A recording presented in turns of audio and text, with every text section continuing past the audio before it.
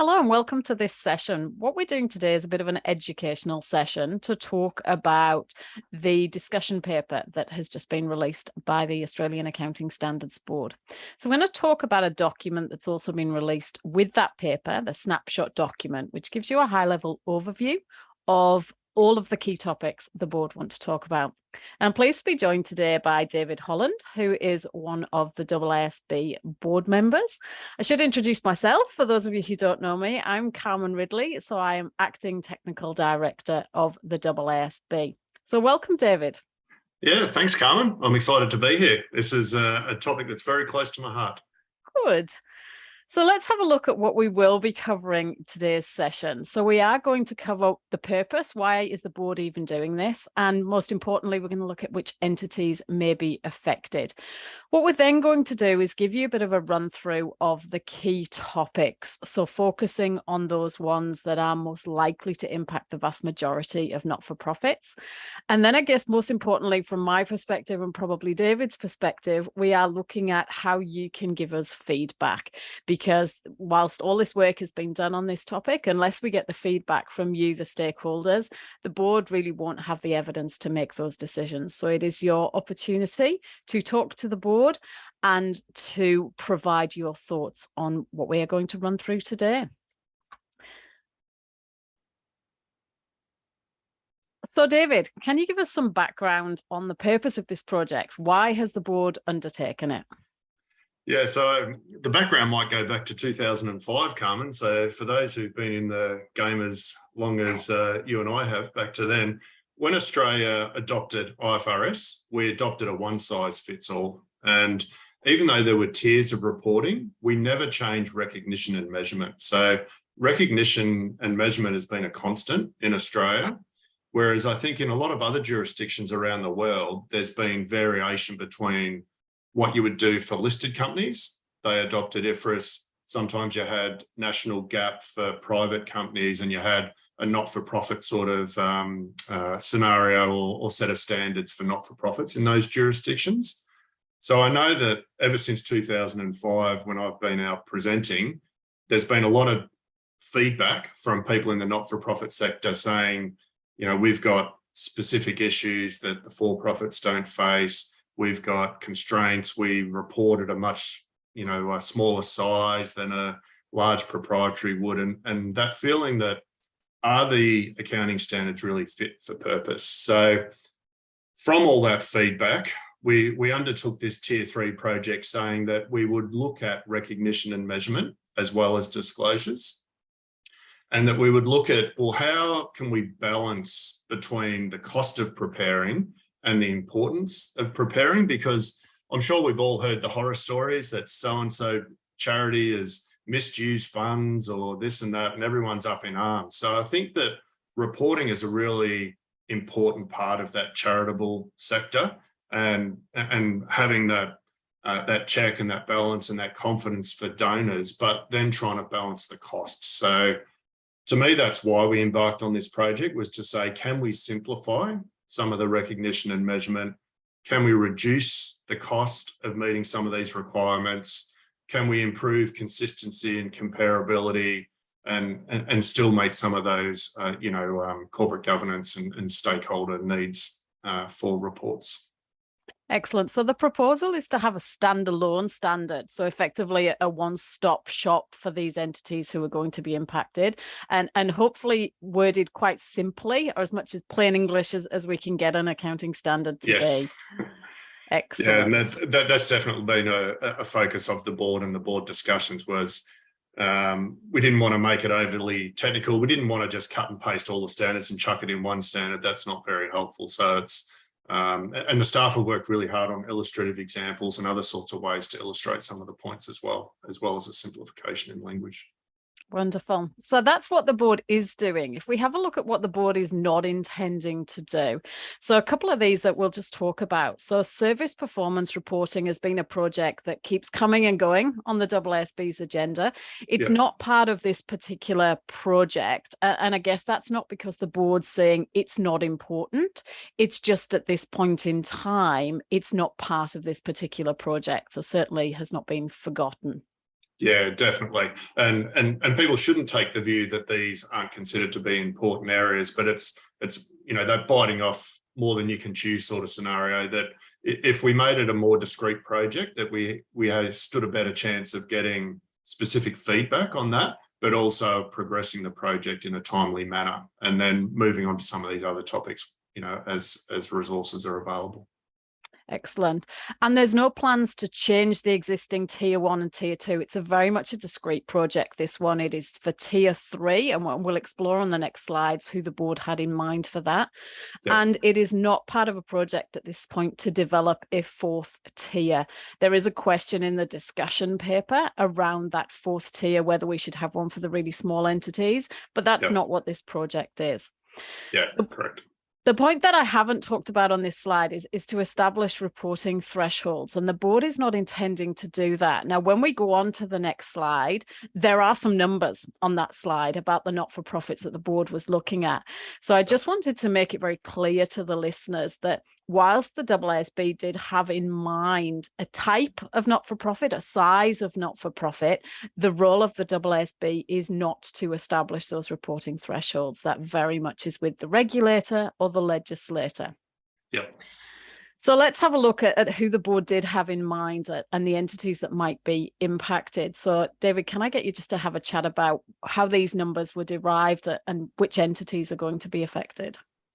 Yeah, so the number there, the 500,000 to 3 million, is the new medium-sized tier for the ACNC requirements, and the trying to get consistency across different states around that as well. So we picked that same size, and the reason we picked that size is when we come back to the cost-benefit sort of scenario, that if you're an entity with 500,000 in revenue, then it's unlikely you've got a full-time accountant on your books. You've probably got a part-time bookkeeper.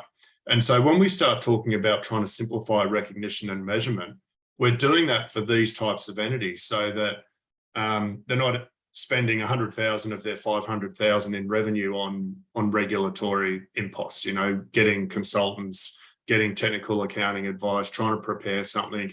And also the types of users of these entities then can find it quite hard to understand what that information is telling them. So by trying to simplify that cost benefit, we realize that we are, there's some reduction in the conceptual nature of some of these recognition and measurements. And we've done that for this cost benefit trade-off, so that when you go above, say, a $3 million level, and you might have a qualified accountant on your book, and you might have the ability, and also it's not such a high percentage of your revenue to meet some of these requirements, that you would then go to a more conceptually sound tier in tier 1 and in tier 2. So there are compromises that we're going to talk about in the slides in tier 3, but the compromises, we think, balance that cost benefit and also still provide relevant information to the users and the stakeholders.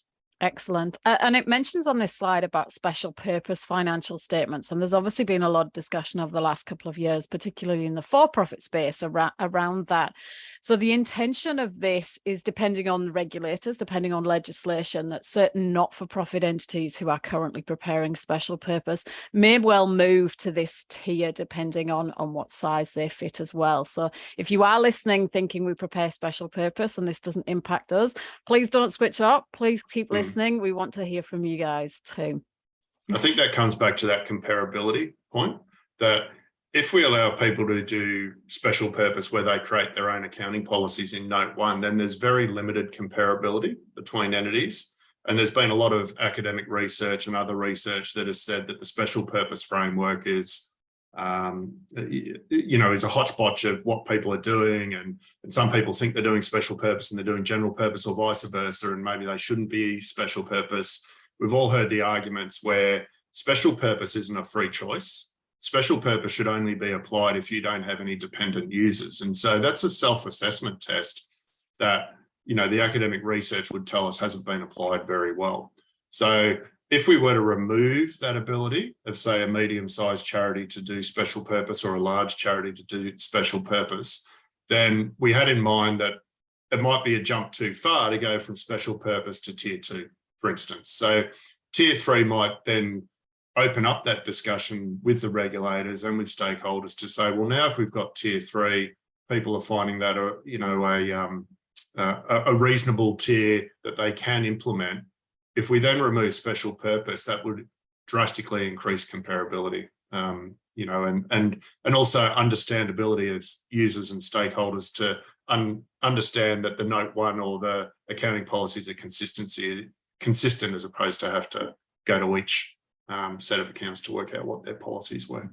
Excellent, thank you. So hopefully we've set the scene enough about the why and the who it's going to impact. So I think it's probably appropriate now to start talking about some of the board's preliminary views on key topics. And before we do that, I guess I just want to emphasize they are the board's preliminary views. It is a discussion paper, and we really are encouraging feedback on these. So if you hear something that you love or you hate, please give us the feedback, and we'll give you some details on how to do that a little bit later on.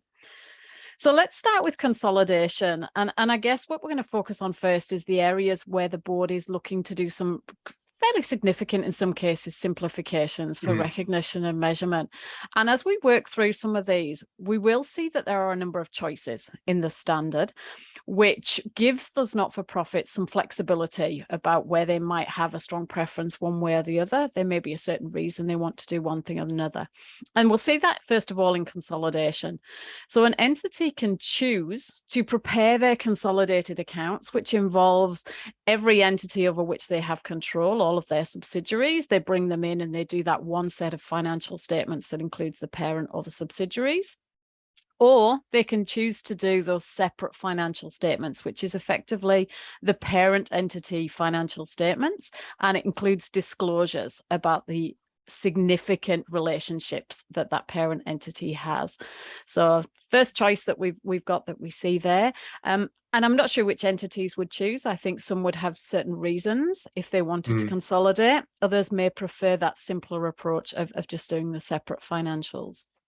And I think that sort of helps. The sort of entities that we're talking about there, Carmen, probably don't have a lot of subsidiaries. They're not set up as corporate structures with a lot of subsidiaries, but they might have relationships. For instance, you're a school, but you don't own the land, and the land is in a related type of entity. And so to force consolidation then forces an analysis of, do we control them and what do we bring in and this and that? And we're saying, well, if we go back to the cost versus benefit overlay that we're putting on this, then is it really important to consolidate those, or is it more important to say we've got a significant relationship with X, association who owns the land that the school's on, and we've got a 50-year agreement or whatever else, so the information can still be there to stakeholders without putting the onus of having to maybe go through some of that technical detail about, do we control, how do we consolidate, etc. Yeah, excellent.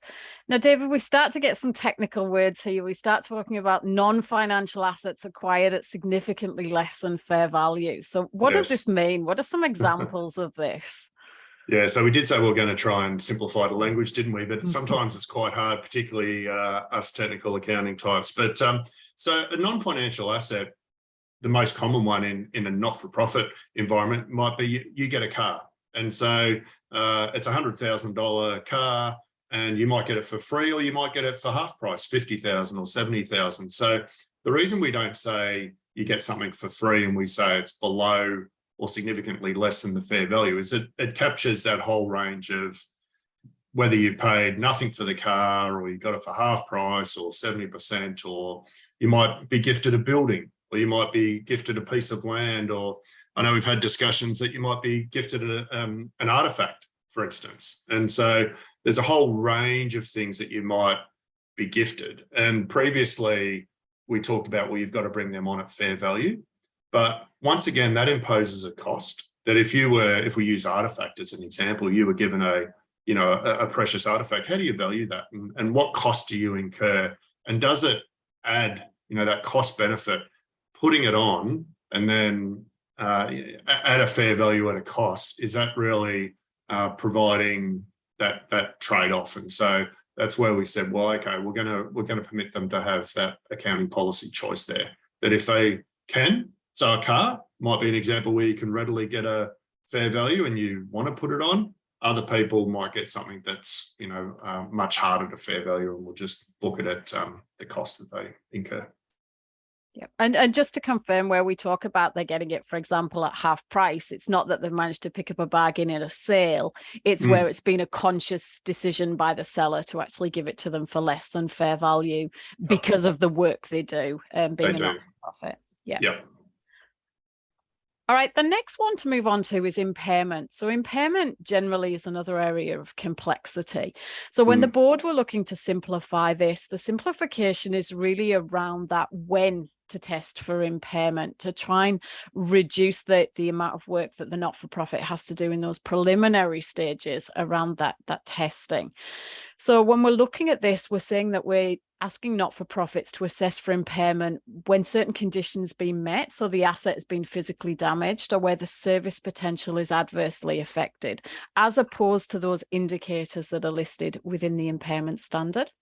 Yeah. And then if we do have those indicators, we effectively do that same test that we have to do normally. It's just that we expect less of those not-for-profits to have to do that impairment testing because less indicators. Yeah, we couldn't really find any ways to simplify the test once you got into the test, but we felt the simplifications could come in when you go and test, so that if it's been physically damaged, that's going to be pretty obvious to the entity. And, you know, if you've been damaged by a fire or a flood, then really you should be representing that drop in fair value. That's as opposed to I bought a building and the property market went down by 5 or 10%. So service potential still there. I'm still using it. There's no dramas. I'm planning to continue to use it. Should I really, as a not-for-profit in this tier 3, have to spend time, resources trying to work out what the fair value of that is now?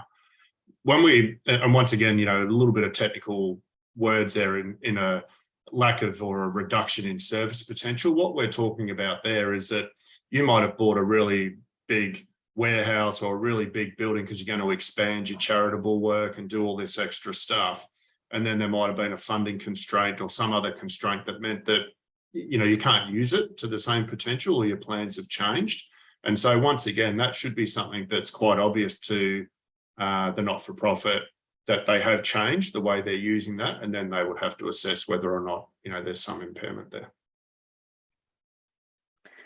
Now, one of the topics that is an absolute hot topic is leases. And that's because of the new leasing standard that came in a couple of years ago. So we've got some big simplifications proposed here. So I'll let you announce the big simplifications to this one. Yeah, so maybe it's going back to the future where we're saying, okay, we'll just expense those payments either on a straight line basis or a systematic basis. The vast majority of people will be expensing this as it's incurred each month, your payment.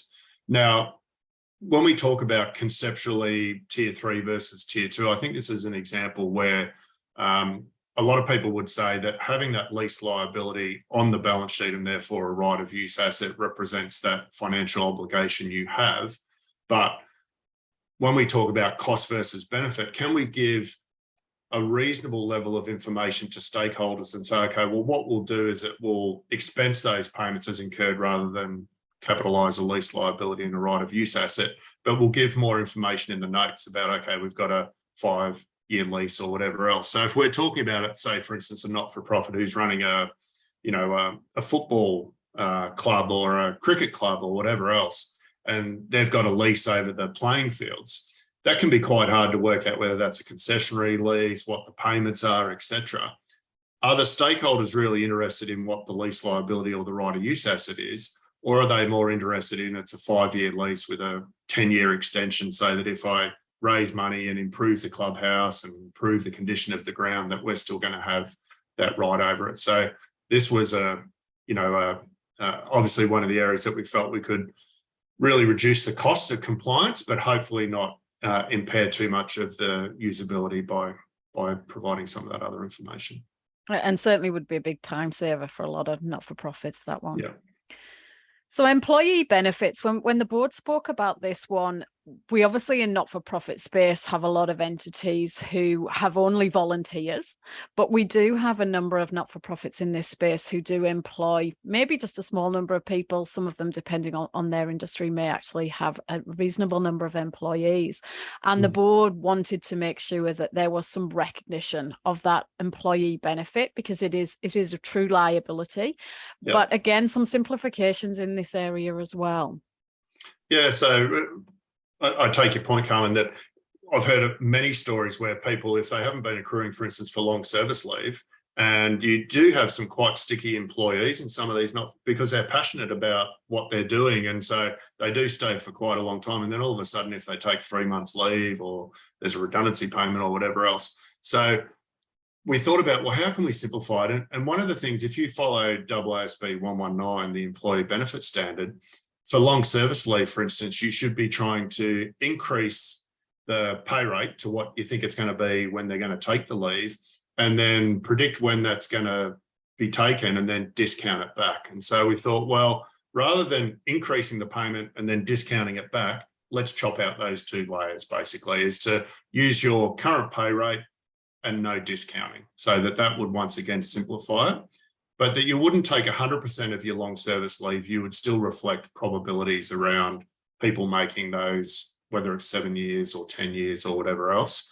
We are looking at whether we can provide some educational sort of guidance around typical percentages. You know, a 1 year employee, you're not going to say 100% of them are going to make it to 7 years. It might be, 25% or whatever else. If we could give some boundaries, we might once again get some more comparability in this area. But I think that will at least simplify it for people trying not to predict future pay increases and gather discount rates, etc. Yeah, while still acknowledging they have a true liability. Yeah. So I guess we've talked about leases, which is one hot topic. Let's move on to the other hot topic in the not-for-profit space, and that is income. And I know you and I have both heard on many occasions lots of comments around income. So this was certainly an area that the board spent a huge amount of time on to try and work out what is the best way, bearing in mind that cost versus benefit, bearing in mind the conceptual, and the board has come to a position which is documented on the slide. There are a lot of words on this slide. I acknowledge that. So I might get you, David, to start kind of talking about some of this, and then we might use some examples and work through the flow chart. Yeah, I think the example is going to be really important. We did spend a lot of time, for anyone who came and sat in on the board meetings, trying to get this wording is such a hard task that I think we all know where we want it to get to, but how do you make that wording bulletproof for different sort of scenarios? And so we came here and we said, well, income is deferred when there's a common understanding about how you're going to use those cash inflows, and that common understanding can be evidenced. And the reason we said it needed to be evidenced is obviously you need some audit evidence. So everything we do from the accounting sense has to be auditable.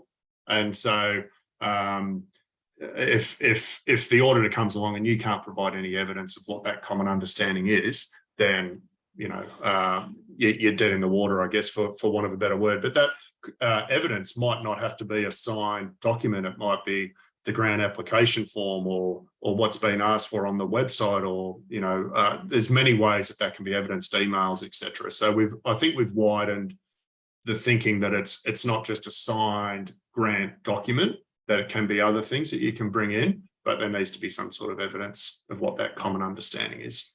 So if I throw a few examples at you, so the first one I'm going to give you is I get a payment of $100,000 and I have to employ 1.5 staff for, let's say, 12 months, and I get that money through a grant agreement. So at the moment, I would recognize that as income on receipt. What changes under these proposals? So let's go through the flowchart. I think that's probably the best way. So we say, okay, has the entity received an inflow of resources that is not interest and dividend? Yes, you've received $100,000. Is there a common understanding between the entity and the provider about you're going to use them in a particular way? And we would say, yes, you've been told to employ X number of people over a certain period. Can that be evidenced in writing or another form? Well, I'm assuming that that's either in the grant that you applied for and because sometimes the approval letters don't always have all the T's and C's that the previous thing is. So we tick yes, and then we're right down at the bottom box and we say, well, income is now deferred and recognised when the outflow occurs. So you get your 100,000, debit bank, or we always love journal entries, debit bank, credit your liability, your deferred grant or whatever else account you've got. And then as you spend the money employing the people, you'll release that liability into the P&L as income. Yep. Fantastic. Now, one of the other areas that there's always been a lot of questions about examples is if I just give you some money and I give you that money on the 29th of June and you are a 30 June year end, and I just tell you the money has to be spent next year. And that's always been controversial because there wasn't conditions attached. So therefore, again, it was immediate income recognition. So can we work through the flowchart for that example as well? We can. So we go to the first box and we say, yes, we got something. We got our money on the 29th of June. Is there a common understanding that you're going to use that in a particular way? And we would now say, yes, there is. There's a common understanding that you're going to use it over a certain time period. Okay, so this is not necessarily to employ people or to do a certain program. It's saying, well, it's a time period, which means we will now go down, we can evidence that, the third box, go to the fourth box. Income is deferred and recognised when the related outflows occur. So because we would the common understanding was to spend it from 1 July to 30 June next year, there's been no outflows as at 29 or 30 June this year. So it would, under this scenario, get deferred for the 30 June accounts and then released into the P&L as income when the related outflow occurs, which will be in the next financial year. Excellent. And I know those two outcomes will certainly be, hopefully there'll be a few not-for-profits listening who are smiling when they hear those examples. I guess the contrast to that is an example that I've heard you use a number of times, is that people standing accosting you at the traffic lights with their tins and the tin rattle. So that one still is likely to be recognised as income on receipt in that scenario. Yeah, and the vast majority of people I talk to think that's okay, because it's not, if we go through the flowchart, yes, we've received an inflow of resources, people have put money in our tin, but there's not a common understanding of what you're going to do with that. You've rattled the tin, you're from the whatever charity, I think that's okay, I'll chuck some money and you can do as, when, whatever you, there's no common understanding. I haven't said I want this, whatever else. That would be different if you're doing a fundraiser to improve the facilities at the club or whatever else. Then you might come back and say, well, there is a common understanding. But that pure form, someone's given you some money, no strings attached. Most people, I think, don't have a problem with saying, okay, well, that's income. If we go down the other side, we never hit a no previously in our other examples, but you'll see there that if you hit no to the second or the third box, income is recognised at the earlier of receiving the cash or controlling or gaining control over the receivable. Yep. Excellent. We can't ignore financial instruments. And I know that it's an area that a lot of not-for-profits kind of go, that's too hard and we don't want to go there. So again, not-for-profits have financial instruments. And if we cover the basic ones that they have, we're talking cash, receivables, payables. They might have some shares in some entities as part of their investment portfolio. So the board is very conscious of that when trying to provide some guidance around how we deal with financial instruments. And they've split up what they're calling basic financial instruments and then more complex financial instruments and dealt with different treatment. So can you talk to us a little bit about the board's thinking in relation to this? This was a tough area to say, well, how much are you going to bite off here? And one of the things I said earlier is we didn't want to make this new standard a cut and paste of all the other standards. So if you're going to cover all the financial instruments, we might as well cut and paste AASB 9 in there. And for anyone who's read AASB 9, it's a very technical standard. And so that would go against the simplification and the cost versus benefit or whatever else. So we then had to make choices and say, okay, well, we can't be everything to everyone in this financial instruments area. So there's some of those more complex, what we'd consider more complex financial instruments that you would need to go to AASB 9 for guidance. But or at least my feeling, is that the vast majority of not-for-profits in the group that we're talking about don't have very many of those complex financial instruments. As you said, they're more about cash, receivables, maybe some shares, etc. So I think the two big areas that we've sort of simplified is to say, okay, well, if you do have financial assets that generate income and capital return, like your shares or your managed investment scheme, that you would fair value that through other comprehensive income. And that's a pretty straightforward scenario, because typically if you're investing in equity instruments or managed investment schemes, you can get the fair values. And once again, I don't think many not-for-profits in this group are investing in private companies who are coming up with some new weird and wonderful thing that we can't get their fair value. And I guess putting it in the comprehensive income is avoiding that volatility through the income statement as well. Yeah, good point. Yeah, so it's below the net profit line to say, okay, we're representing that movement, but it's not really part of our core business, for want of a better word. Yeah. The other one that I always heard confusion about, and I still hear confusion, is how do we come up with this amortized cost using the effective interest method under AASB 9? Because people will go to say, let's use a simple loan. You went to the bank, it's a 5% loan, and all of a sudden the effective interest is 7 or 8%. And they're saying, but it's a 5% loan. How did you get to 7 or 8? And we got to 7 or 8 under the pure form of AASB 9 by taking those transaction costs or those initial costs, putting it into the starting value or reducing effectively the loan and increasing the effective interest rate, because obviously the cash flows have got to balance at the end. So the simplification we did here is almost going back to the pre-2005 situation in my mind, where if you had an initial premium or discount, you would book that in your balance sheet and just amortize it on a straight line over the life of the loan, and you wouldn't mess with the interest rate on the loan. So it's almost doing a two-part thing where you've got your loan, that's the interest rate, and everyone understands how to calculate that, whereas the initial premium or discount booked as a separate asset in this case, and then amortized over the life of the instrument. So you materially, you get a very similar answer, but a lot of people will find that, particularly say if you're a bookkeeper, that will be intuitively make more sense to you than trying to recalculate an effective interest rate on a borrowing. And I know a lot of times people hear that terminology, effective interest rate, and just shut down. So certainly Yes. that will make difference because we know what the contractual interest rate is. Yep. So I think that's it really of the main topics around the recognition and measurement. So I just want to cover off a few other areas. And the first one just to talk about is to do with where you are changing something. So you are changing an accounting policy, you've got an error, changing accounting estimates, etc. So where we're talking about accounting policies and correction of errors, we're looking at voluntary changes. So where the entity is choosing to change something because they believe it provides better information.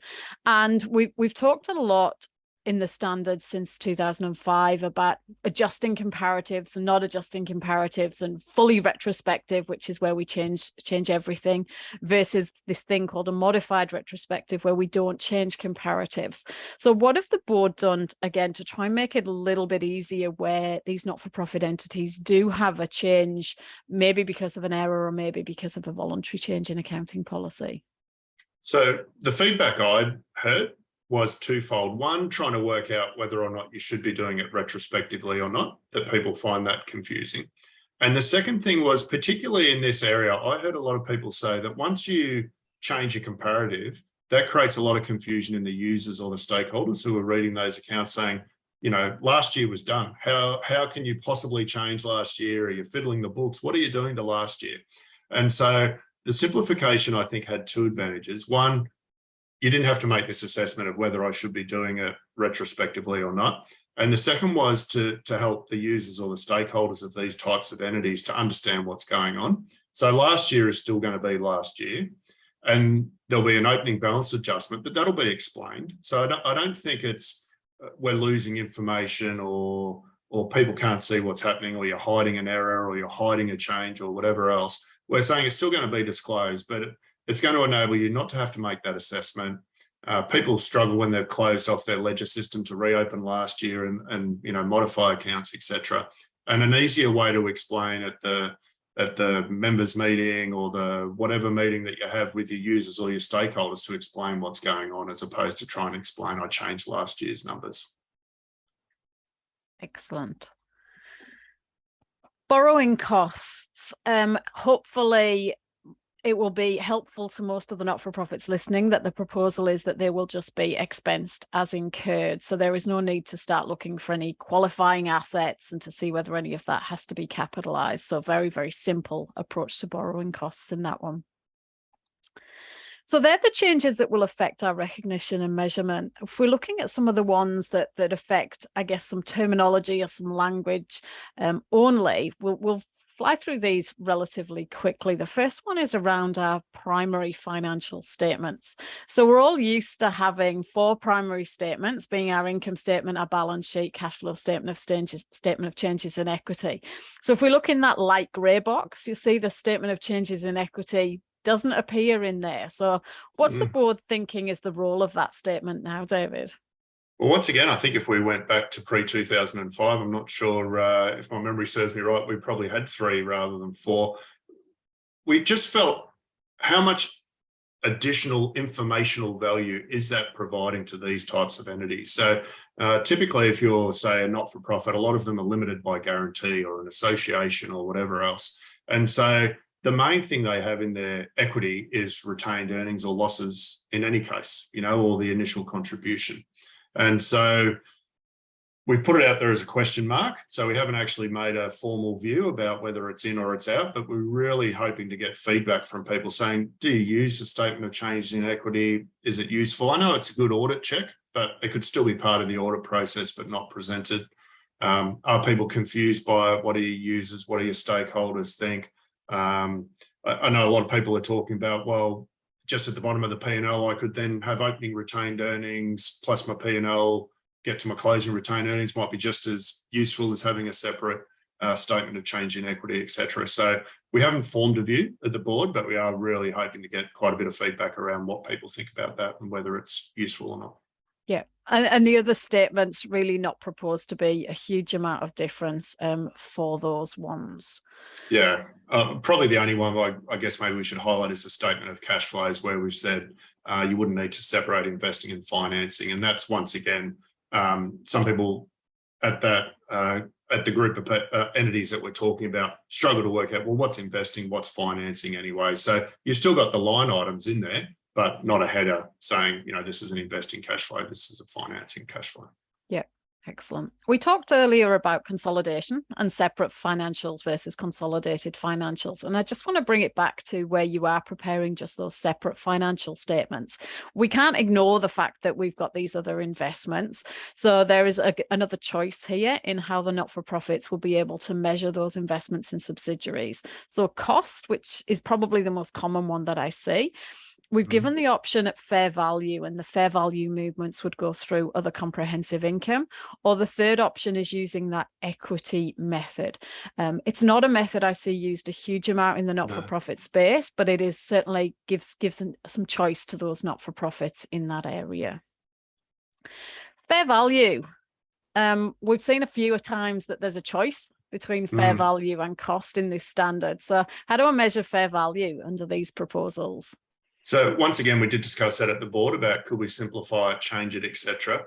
We felt that the principles in AASB 13 are pretty sound. Well, they are sound, obviously, conceptually sound, but they met the cost benefit for this scenario. And the reason we said it met the cost benefit for this project was the vast majority of times you had a choice. You had a choice to bring on a donated asset at cost or fair value. You had a choice under property, plant and equipment and investment properties, cost or fair value. So we felt that if you made the choice, then you should follow the guidance in AASB 13 with maybe some rewording to make it simpler in the way people understood it, or some illustrative examples, etc. But that to go away from AASB 13 would reduce comparability too much on those fair values once you made a choice to do it. So on this slide, we've got 3 different topics in regard to inventory, assets held for sale, and then investments in associates and joint arrangements. So my understanding is that the board proposals are pretty much, we keep these as they are at the moment, with, again, potentially some simplifications of language. So our inventory would still be measured at the lower of cost net realizable value. If we have identified assets held for sale, then there will be some disclosure requirements around those. And then any associates that we've got, you can see the choices that the board is proposing on that slide. So any other comments on any of those, David? Yeah, the feedback we had is that this wasn't an area that needed significant changes or was, onerous in its application. So if people have a different view, then please send us that feedback. But we felt that those areas for this group of entities were being applied relatively consistently without undue cost. And I guess similar to these ones that are shown here. So property, plant and equipment, which can obviously be often a very big number for some of the not-for-profits, particularly where they have got owned property. Still giving them the choice that they can show cost or a revaluation, exactly the same as what we have with Tier 1 and Tier 2. Volunteer services is obviously something that is very specific to the not-for-profit space. The proposal is really not to change much in this area. Give the choice again to recognise it if that fair value can be measured reliably. And it's not very often that I see not-for-profits recording volunteer services, but they still have that option if they choose to do that. Yep, agreed. I don't see it very often, but it's a choice if they can meet those criteria. And then we've got a big list of topics within that other topics box that, again, we're saying that we haven't heard huge amount of issues around these. So the proposal would be that we just keep on with the Tier 2 and Tier 1 requirements in relation to those ones. So we've talked about the board's preliminary views on a number of topics, and David's alluded to one area where the board hasn't yet formed a view, and that's with regards to the statement of changes in equity. The other one that the board hasn't yet formed a preliminary view on is in respect of intangibles. And one of the reasons for that is just to try and get some understanding of the type of intangibles that not-for-profits have. I know certainly I come across software in a number of the not-for-profits that I use. But in respect of the prevalence of some of those others, the board is looking for some feedback on the extent and the use of intangible assets to see whether there is some specific guidance that could be given.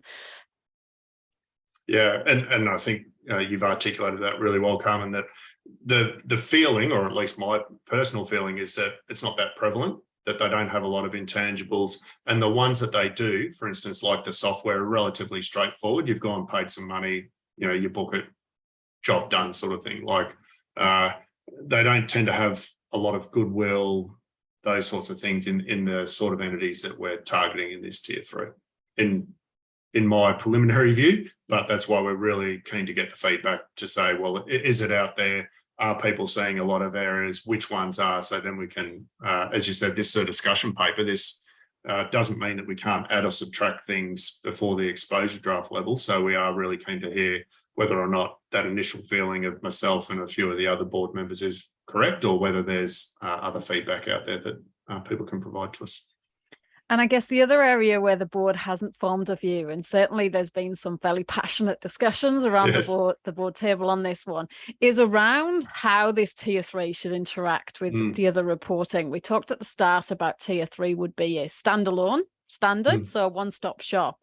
But then should we be branching out to other tiers and other elements, and some choices that the board is thinking about, and areas that we're looking for some feedback? So are you able to talk us through the three options the board has included? Yeah, so I mean, this, as you said, this generated a lot of discussion, and hopefully we'll get a lot of feedback around it too. The first thing that I think should be let known to everyone is that there is always going to be a free choice for you to opt up in entirety. So if you decide that you don't want to do Tier 3, you're very close to, say, the upper limit of whatever threshold is set, you might say, well, I'm happy with Tier 2. I've got the resources, I can do Tier 2. That will never be a problem. So when we're talking about the 1, 2, and 3, we're not talking about that. Then 1, 2, and 3 is to say, okay, well, option 1 is basically you start with Tier 3 and you pick and choose some other accounting policies out of Tier 1 and 2. So the best way to describe that would be like some sort of hybrid system. Whereas number 2 is so before you move on to number 2, David, so if we use the example of leases, so if I wanted to do, for example, all of Tier 3, except for some reason I really wanted to recognise my leases on the balance sheet, I wanted to recognise a right of use and a lease liability, option 1 would allow me to do that. So stick in Tier 3 for everything else and jump up for my leases. Correct. Yep. And then you would obviously have to articulate in your note 1, in your basis of prep and your accounting policies, etc., that, you've done that. Option 2 is similar, but we as a board would limit when you could do that. So, for instance, we might say you can do it for leases and you can do it for, say, government grants, but you can't do it for employee benefits, for instance, So if people believe, or stakeholders out there believe option 2 here is a good idea, I think it'd be great to also get feedback about which topics do they believe should be on the specifically permitted list. Is it leases? Is it revenue? Is it something else? And then obviously that has some issues in how do you create that list and where do you do that? So option 2 is similar to 1 but restricted. And option 3 is to basically say you can't. That you either, if you're in tier 3, you're in tier 3 100%, or if you don't like tier 3, then you've got to opt up 100% to tier 1 or tier 2, that you can't have this hybrid system. So we've heard a lot of, and the reason there's a passionate discussion around this is there's a lot of pros and cons depending on which side of the fence you sit here on. So, the pro, for instance, of the lease argument, if you wanted to do tier 3 and then recognise lease liabilities and right of use assets under, say, scenario 1, you might believe that conceptually that's a better outcome. You might be thinking that in the future you're going to be getting close to tier 2 and that would create a real problem when you transitioned. There's a number of reasons why you would do that. The flip side to that is that it then complicates preparing note 1. It complicates the audit process because you've got different accounting policies. You're not just in one tier. It affects comparability between entities. Now, we also note that there's choices. We've talked about a lot of choices here over the last 30 minutes to an hour, Carmen. So there's already choices. And so is this another choice? But these are some of the pros and cons that, people have thrown out there as to why you might pick one and not others. And of course, if we go to the middle scenario, number 2, then there's always going to be complaints about why something on the list and why something else not on the list. So you can see that there are pros and cons on each of these levels. Excellent. So if we move on now, and you've mentioned a couple of times that we can't be everything to everyone. So therefore this standard is not going to be complete because there will always be transactions that certain entities have. We tried to cover the vast majority of transactions we think that medium group would have. But this slide tries to set out what happens if your topic is not explicitly covered within the tier 3, and it looks at whether we've explicitly scoped it out or whether it just is not talked about. And we have at the moment a hierarchy system in the standards where if the standards don't cover a particular policy, you develop your own policy. It's a slightly different hierarchy, I guess, for that tier 3 approach, because as you've mentioned a few times, we have gone for simplification rather than necessarily conceptually pure. And that's why the hierarchy will give a little bit of a different answer. A lot about recognition and measurement. We've talked a lot about presentation. I guess the one area we haven't talked about is disclosure. And this discussion paper does not include a full disclosure of every single standard. What it does, it talks about the approach that the board will use in respect of disclosures. Disclosures will be proportionate to the entities that are being looked at. And I guess this diagram here tries to, again, illustrate the board's thought process in doing that. The discussion paper sets it out for a couple of topics to say if we were going to apply this principle, for example, for leases, what might the disclosures look like? So we're certainly not saying disclosures aren't going to be included, even though we haven't talked about it here, but it's more of a principle-based approach that we are looking at without setting out a great big long list of disclosure checklists. Yeah. All right, so that's all we had to talk about at this point. David, I will give you the opportunity before we move on to how to provide feedback, if you've got any other comments at all. No, I think I've said everything I wanted to say so far. Excellent. So the real message outside of this session is love that you have listened and love that you've got this far in the session, but we really want you guys to be able to take that next step and to give us some feedback. And we have tried to make it as easy as possible for you. So the slides that we presented today are entirely based on a document that we've called the snapshot document that is going to be available on the AASB website and hopefully LinkedIn, hopefully any other place that you have access to any technical material. Linked to that is a survey survey. That survey pretty much goes through the slides that we have just gone through and asks for your feedback. Do you agree? Yes, no. Do you have any comment, or it's not applicable to you? And do you have any comments for the board to consider? So we don't expect that it will be a very long process, but it's a really important process for the board to be able to decide their next steps, to decide whether they are going to progress to an exposure draft, and is your opportunity to have some influence over the standards that will affect these not-for-profits. The next way that you can get involved with us is you can give a formal submission, and that would be great if you wanted to document your thought process in a letter, but it's absolutely not mandatory. As I say, that survey will be a shorter time commitment from you. Thirdly, we are going to have a number of virtual sessions. So probably similar topics to what David and I have talked about today, but we will have some polling questions within there and probably have a little bit less detail, focus more on the areas that the board wants more views on, or the topics that we think might have more impact for you. In February next year, sounds like an awful long time away, February 2023, there will be a couple of face-to-face sessions. So anyone who really wants to get involved and talk to the staff and potentially some board members there, we'd encourage you to come along to those. So where can you find more information? A hot topics page is being created on the AASB website. That will be your one-stop shop for everything you need to know on this particular topic. So it will have the snapshot document, the discussion paper, the survey, a recording of this particular session, and a research report that's actually just been updated, which tries to look at all of the legislation that exists both in the for-profit and not-for-profit space that requires financial statements in some format to be produced, and have a look at the wording of those requirements to get an understanding of which entities may be impacted by these changes.